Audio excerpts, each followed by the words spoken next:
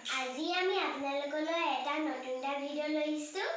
আজি আমি কলাগুৰু বিষ্ণুপ্ৰসাদ ৰাভাৰ বিষয়ে দুআষাৰমান ক'বলৈ লৈছো আৰু আমি দুজনীয়ে এটা বিষ্ণুপ্ৰসাদ ৰাভাৰ নৃত্য এটা দিম আৰু বিষ্ণুপ্ৰসাদ ৰাভাৰ বিষয়ে এটা গীত গাব। আপোনালোকে চাই থাকিব সকলো ভিডিঅ'। কলাগুৰু বিষ্ণুপ্ৰসাদ ৰাভাৰ জন্ম হৈছিল 1909 চনৰ 31 জানুৱাৰী আৰু তেওঁৰ পিতৃৰ নাম আছিল গোপাল ৰাভা আৰু মাতৃৰ নাম আছিল গেঠি ৰাভা। জন্মস্থান ঢাকা বৰ্তমান বাংলাদেশ। প্ৰাথমিক শিক্ষা ঢাকা বৰ্তমান বাংলাদেশ। হাইস্কুলীয়া শিক্ষা তেজপুৰ। কলেজীয়া শিক্ষা কোচবিহাৰ আৰু কলিকতা বৰ্তমান কলকাতা। বিষ্ণুপ্ৰসাদ ৰাভা এজন নিখুঁত চিত্ৰকৰো আছিল। তেখেত বহুতো চিত্ৰ আঁকিব জানিছিল। তাৰ ভিতৰত শ্ৰীমন্ত শংকৰদেৱৰ চিত্ৰ আৰু বাঁহী আলোচনী বেটুপাতৰ বাবে অঁকা সাতখলপীয়া সিংহাসনৰ ছবি উল্লেখযোগ্য। বিষ্ণুপ্ৰসাদ ৰাভা স্কুলীয়া শিক্ষাৰ লগে লগে সংগীতৰ শিক্ষা আৰম্ভ কৰিছিল। বিষ্ণুপ্ৰসাদ ৰাভা এজন সৃষ্টিশীল প্ৰতিভাসম্পন্ন তীক্ষ্ণ বুদ্ধি ব্যক্তি আছিল। তেখেত একাধাৰে সুনিপুণ নৃত্যশিল্পী, বাদ্যশিল্পী, নাট্যকাৰ, সুদক্ষ অভিনেতা, গল্পকাৰ, খেলুৱৈ, নিবন্ধকাৰ, সুগায়ক, গীতকাৰ আৰু সুৰকাৰ আছিল। বিষ্ণুপ্ৰসাদ ৰাভাক কলাগুৰু বুলিও জনা যায়। বিষ্ণুপ্ৰসাদ ৰাভা এজন বাদ্যশিল্পীও আছিল। তেখেতে বিভিন্ন প্ৰকাৰৰ বাদ্য বজাব জানিছিল।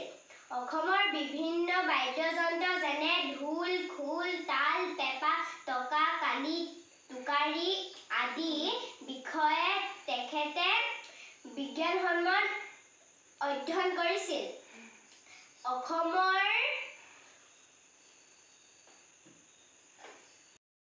সুসন্তান এইজনা শিল্পীয়ে 1969 চনত 20 জুন তাৰিখে তেখেতৰ দেহাৱসান ঘটে আৰু তেওঁৰ মৃত্যুৰ দিনটো বিষ্ণু ৰাভা দিৱস হিচাপে পালন কৰি আহিছে। নমস্কাৰ।